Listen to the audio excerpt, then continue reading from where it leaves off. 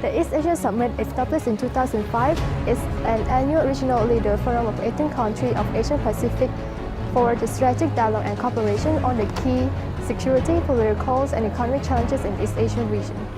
East Asian Summit meeting is a half-day meeting which is usually held after the annual Asian Summit, the Asians Plus 3 meeting, and also a series of bilateral summits with Asian countries involving China, Japan, and an important player, the United States.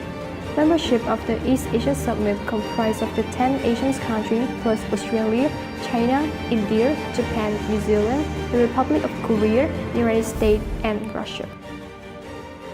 The first East Asia Summit took place in Kuala Lumpur in 2005. It was participated by 16 original members. The forum was created for dialogue on broad strategic issues of relevance to East Asia, as well as regional and global issues. However, the summit clearly illustrated the division within ASEAN as a regional organization. Within Singapore, Thai, and Indonesia, support for the enlargement from the ASEAN Plus 3 formula being at odds with a more close membership proposed by Malaysia, Cambodia, and Vietnam.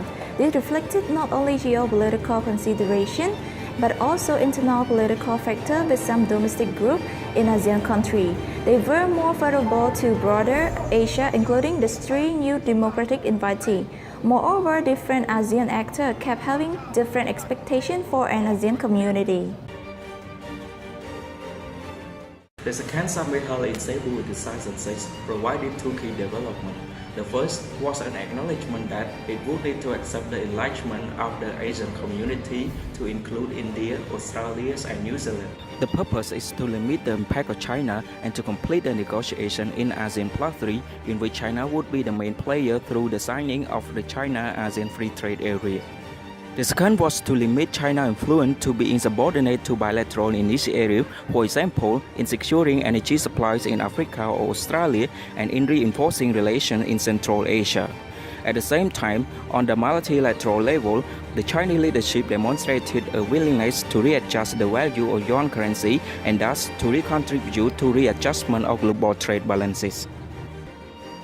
The relationship between the EAS and ASEAN Plus 3 is still not clear. Some countries support the narrower ASEAN Plus 3 grouping, while some others support the broader EAS. China is an example of the state that supports ASEAN Plus 3, since there is no US involvement, which allows China to take lead in ASEAN Plus 3 easily. On the other hand, Japan supports EAS because it has the US as its close ally, having ability to contain the power of China. This could be implied that even those are members of ASEAN Plus 3, they are also the members of EAS, and these 2 groupings meeting are held along with the annual ASEAN meeting.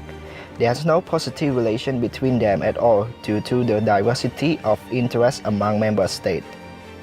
Among the existing bodies, the East Asia Summit is the most favorable body for taking forward the idea of East Asia community. Its suitability stems from many factors. It is a broader definition of East Asia, it is compact, it is ASEAN-centric, it is outwardly open, inclusive, transparent, and outward-looking. Moreover, it is a relatively new organization that is flexible enough to be molded to suit today's changing needs. Finally, it has a merit that it includes India. Although there is not a readily identifiable and unique role for the East Asia Summit to play, or a major power willing to push for its development at this time, it does have some potential to become a major form of East Asian cooperation and community for 2 reasons. First, the group has a regional concentration which focuses especially on East Asia. Second, it selectively includes more than just East Asian nations such as Australia, India, and New Zealand. It is significant that the 3 non-Asian members are close to East Asia geographically and are increasingly integrated with the region economically. In order to succeed, rather than non-binding statements, East Asia Summit must build on the positive qualities by creating tangible results on the economic side and carry this spirit over to political and security matters. Thus, it can grow into a vital and unique process.